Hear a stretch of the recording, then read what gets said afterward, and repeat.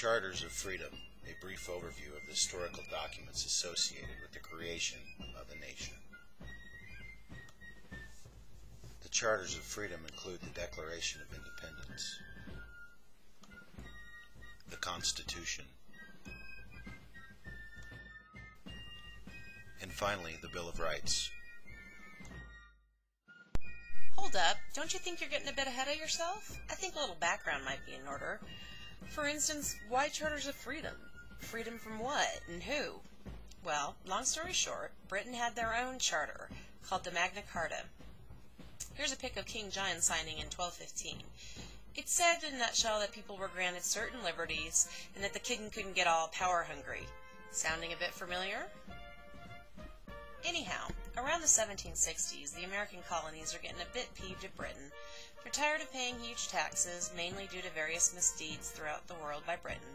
They rebel against taxation without representation in Parliament and various other infractions. Things go south from there, to say the least.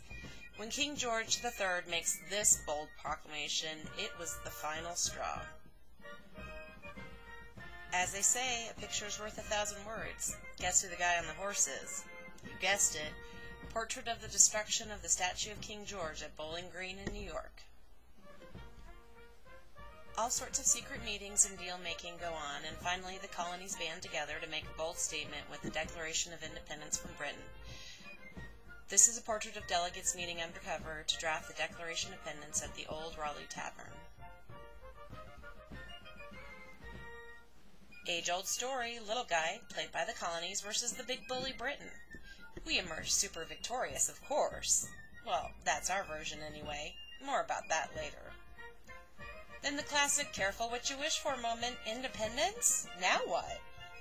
There were quite a few misses, near misses, and spot-ons in the creation of government and its supporting laws and documents. Some call the Articles of Confederation the first Constitution. Take a peek.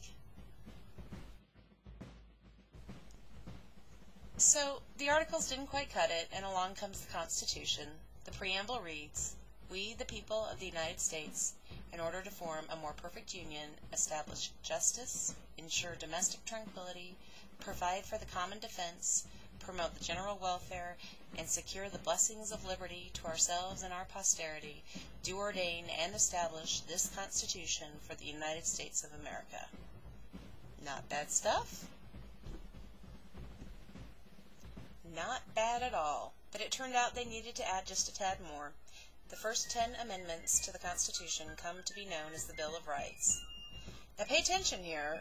This is what the pundits are talking about when they get all in a tizzy on your Foxes and MSNBCs. The First Amendment starts off with a bang. It covers a lot of territory. Freedom of religion, speech, freedom of the press, and the freedom to assemble, and even the freedom to petition the government. That's a lot of freedom. The Second Amendment gives the right to keep and bear arms in order to maintain a well-regulated militia. The Third Amendment placed limits on when soldiers had to be housed by civilians. The Fourth Amendment provided freedom from unreasonable searches and seizures. The Fifth Amendment granted the right to due process of law, freedom from self-incrimination, and double jeopardy. The Sixth Amendment granted rights to accused persons, including the right to a speedy and public trial. The Seventh Amendment granted the right of trial by jury in civil cases. The Eighth Amendment provided freedom from excessive bail, cruel and unusual punishments. The Ninth Amendment is vague, but grants other rights that may be unforeseen at the writing of the Constitution. And the 10th Amendment grants additional rights not covered in the Constitution to the individual states. Well, sounds like everything worked out just fine then. Freedom rang, and everyone was protected equally, granted the same rights, and everyone got along. End of story.